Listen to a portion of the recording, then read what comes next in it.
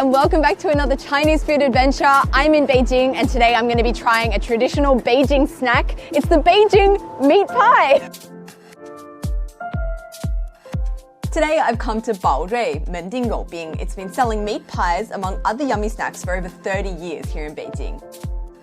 At any time of day, this place is fully packed out, people lining up and waiting of upwards 40 minutes to get their meat pie fix.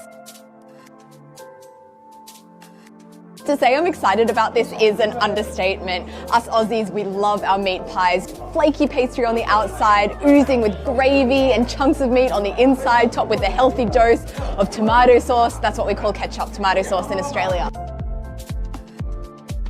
You can probably tell I've been craving meat pies here in Beijing recently, so when I heard that Beijing had a meat pie, obviously I had to come and try it.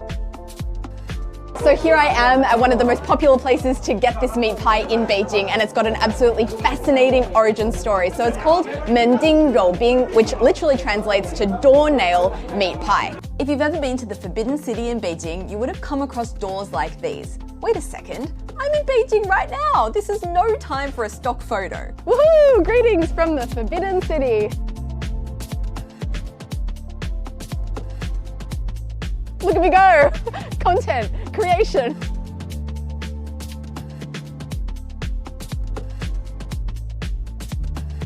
So as I was saying, if you've been here to Beijing, you would have come across doors like these. Big red doors with gold doornails on them.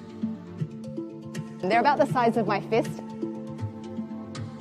Actually, you can find them all over Old Beijing. They're usually at the entrances to palaces, temples, and big important mansions. And they're there to denote status, a social hierarchy. The more doornails on the door, the more important the person. And as you can tell by these doors behind me here, the person who lived here was very, very important. As important as you can get, in fact, the emperor.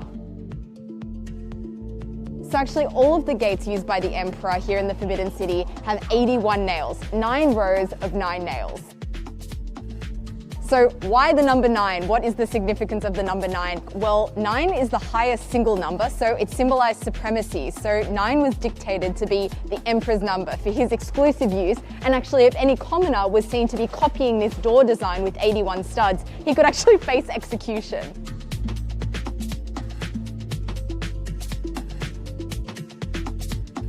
There's only one gate in the entire Forbidden City that has a different number of doornails, and that's this one behind me here, Donghuamen, the East Prosperity Gate. Instead of having 9 rows of 9 doornails, it has 9 rows of 8 doornails, and that's because the emperor did not use this door right here. This door was used for the lesser royals, the high officials. They would enter and leave through this door here. I also think it's quite funny that it's through these doors that tourists leave the Forbidden City.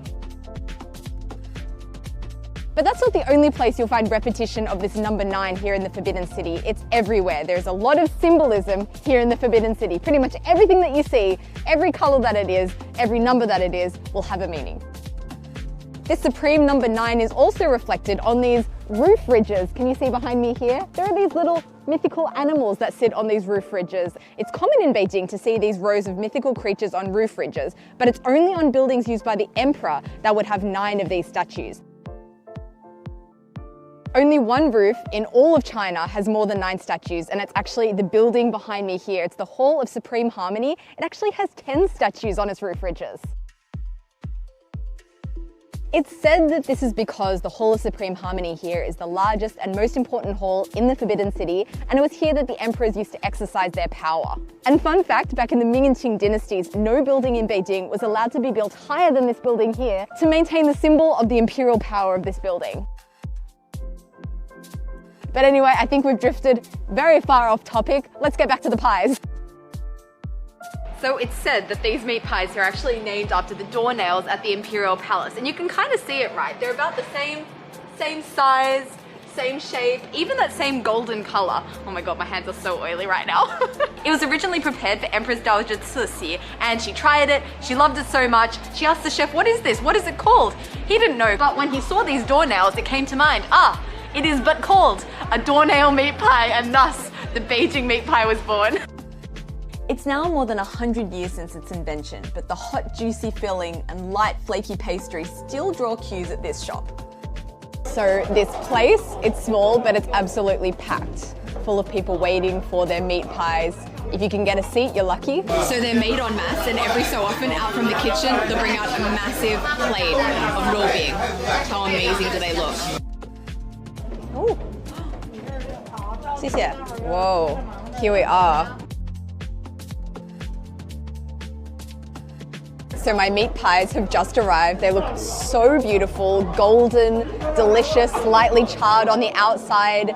And on the bottom here, there's a little bit of oil swimming around the dish. I guess these are going to be absolutely full with juiciness. And I heard when it comes to eating these pies, there's an optimal appreciation period. If you go in and eat them too quickly, they're going to burn your mouth. But if you wait too long, the oil and fattiness inside them are going to solidify and they become very nancha, very not really nice to eat. So we're going to wait about 2 to 3 minutes and then get stuck in. Oh, it smells so good.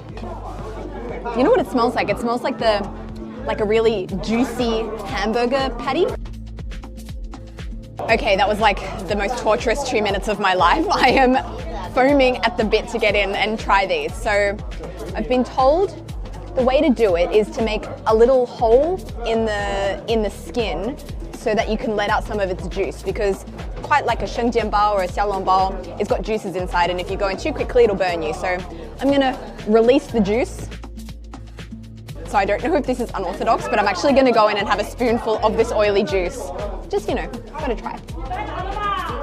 Wow, super flavorful, very oily. I have this like ring of slipperiness around my mouth right now. So I've made my hole, I've drained it of its oil, I've tried the oil. Now it's time to actually try this meat pie itself. And yeah, I couldn't be more excited. Oh, wow. I probably don't have to say anything. Your mouth is probably just watering at that. That is food porn at its finest. The bottom of it is so deliciously crunchy and crispy. And inside, it's this mix of beef and green onion. So it's a super oniony, hearty filling. Don't let the beefness fool you. It is so juicy and just as tender as you get from a pork filling. It is literally dripping with juice. Oh, it's wonderful. Oh yeah.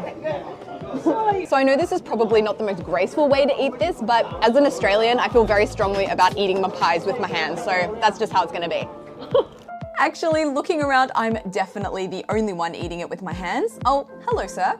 A popular technique seems to be opening the pastry with your chopsticks, eating the meat first, and then enjoying the pastry later. Don't know if I agree with this method, but you do you. So one thing about this doornail meat pie is it is quite fatty, very juicy, and I think it needs something to cut through that grease. So I'm gonna put on a little bit of vinegar that they've supplied here on the table, and also a bit of chili as well. You know, in Australia, we put tomato sauce, but here in China, we're gonna go with the vinegar and the chili.